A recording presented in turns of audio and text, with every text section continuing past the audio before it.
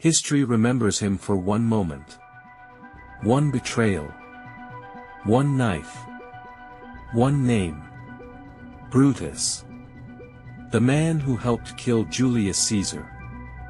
For over 2,000 years, the story has sounded simple. Caesar trusted him.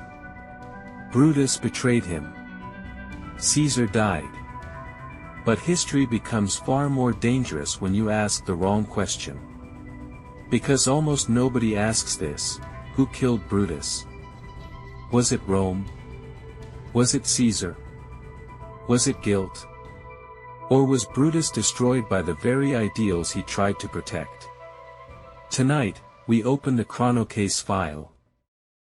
Long before the assassination, long before the Senate chamber, Marcus Junius Brutus was born into one of the most respected families in Rome. The Junii. A bloodline associated with one powerful idea: the republic must never bow to a king. That belief shaped Brutus from childhood. His father was killed during political conflict while Brutus was still young. In Rome, violence was part of politics. Power changed hands through fear. Loyalty rarely lasted. Brutus grew up learning one lesson early: no man stays powerful forever. His mother, Servilia, was deeply connected to Roman elite society, and according to persistent rumors, she may have once been close to Julius Caesar himself. Some Romans even whispered that Caesar treated Brutus almost like family. Whether true or not, the rumor followed Brutus his entire life. And maybe that makes what happened later even more tragic. Because Brutus was not raised as a reckless soldier. He studied philosophy. Especially Stoicism. Discipline. Duty. Control over emotion. But philosophy can become dangerous.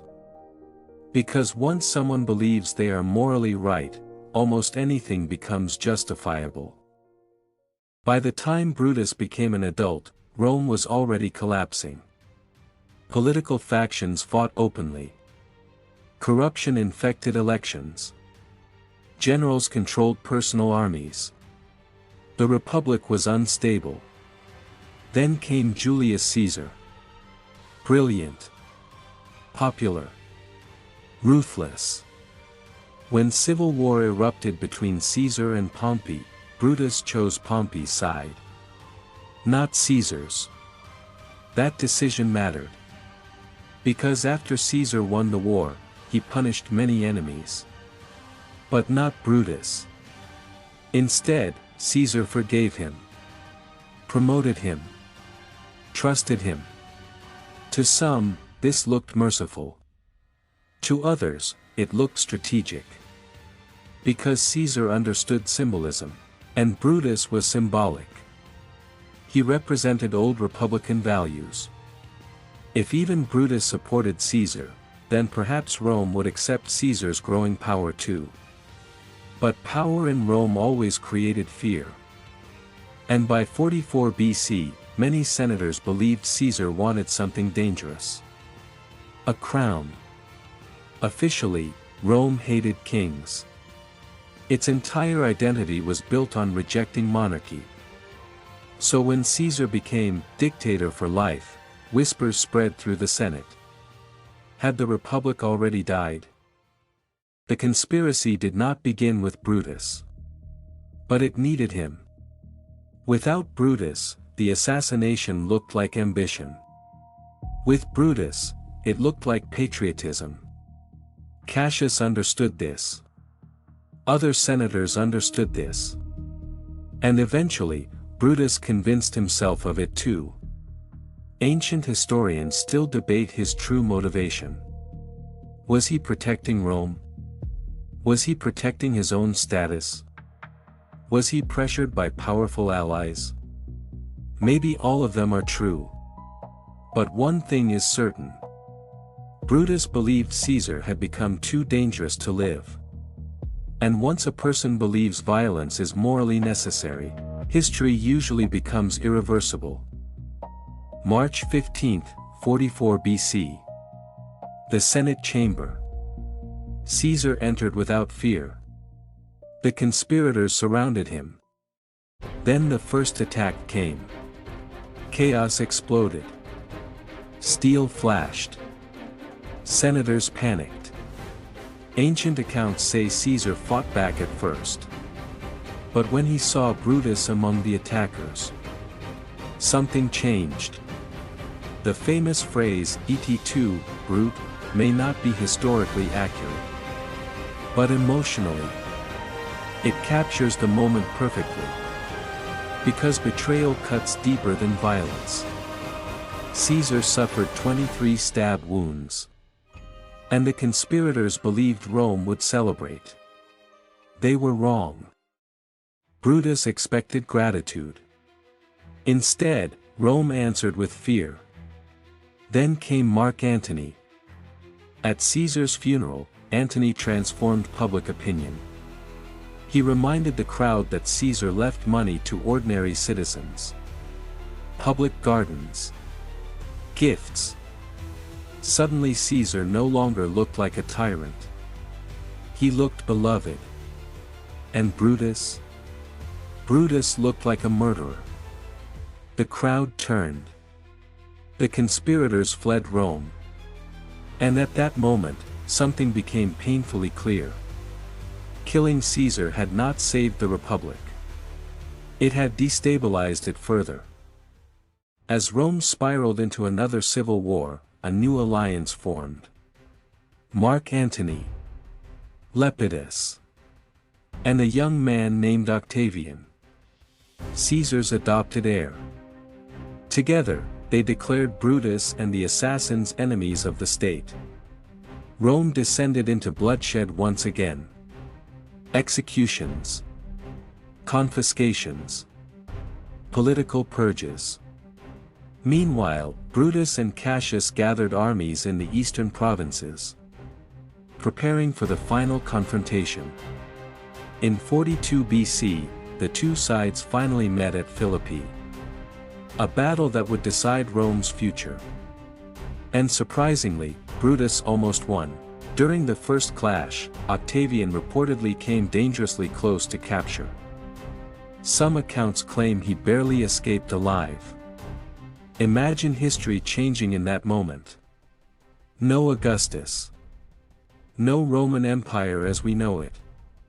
But civil wars are chaotic. And chaos punishes hesitation.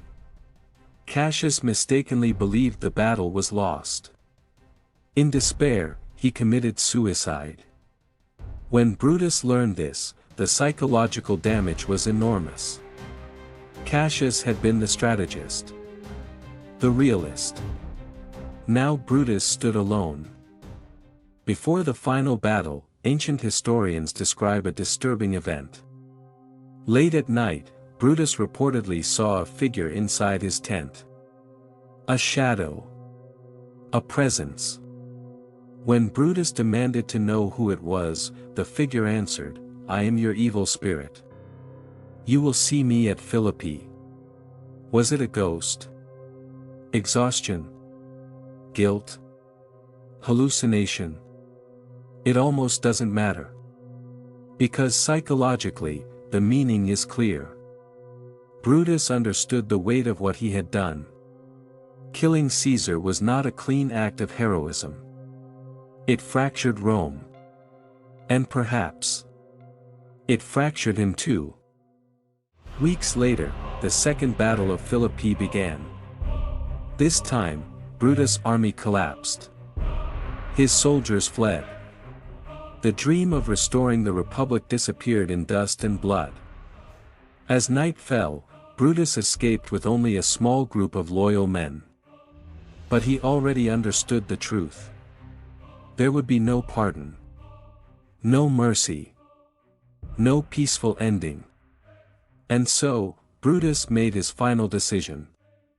Ancient accounts say he asked one of his companions, Strato, to hold his sword. Then Brutus threw himself onto it. A Roman suicide. A final act of control. The man who helped kill Caesar died quietly. No crowd. No applause. No Senate. Just darkness. And silence. Technically, Brutus killed himself. Politically, Octavian and Antony defeated him. But historically, Rome may have killed him long before Philippi. Because Brutus believed the Republic could still be saved. The problem was this: Rome no longer wanted the Republic. After decades of chaos and civil war, people wanted stability. Order. Security. Caesar promised those things. Brutus promised principles. And in moments of crisis, order usually wins. That is the tragedy. Brutus killed Caesar to stop one-man rule. But his actions accelerated the rise of empire instead. In trying to prevent a king, he may have made one inevitable. Centuries later, writers like William Shakespeare transformed Brutus into something larger than history. Not a monster. Not a hero. But a tragic man. A man who believed he was right. And paid for it. If Brutus had won at Philippi, would history call him a liberator? Or would Caesar become the villain? That is the uncomfortable truth about history. It is not always moral. It is directional. And direction is decided by victors. Brutus died believing he had failed. But 2,000 years later, we are still talking about him. Still debating him. Still questioning whether he was patriot, traitor, or something in between. Maybe that is why his story survived. Because empires fall. Names fade. But moral dilemmas endure. And the case of Brutus is still open. If you enjoyed this ChronoCase investigation, subscribe. Because history is rarely what it seems. And some cases are never truly closed.